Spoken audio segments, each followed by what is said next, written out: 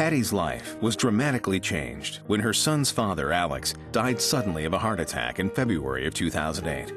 Now alone, she is the sole caregiver for her son, Riley, who suffers from Asperger's syndrome, a high-functioning form of autism.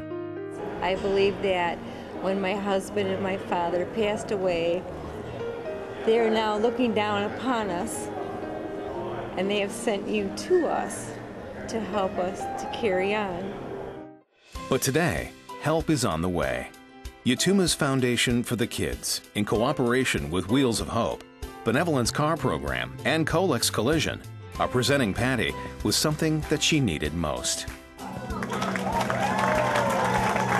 This gift is so important to me and my family because it's going to enable me to take care of my family in the way that I've always wanted to.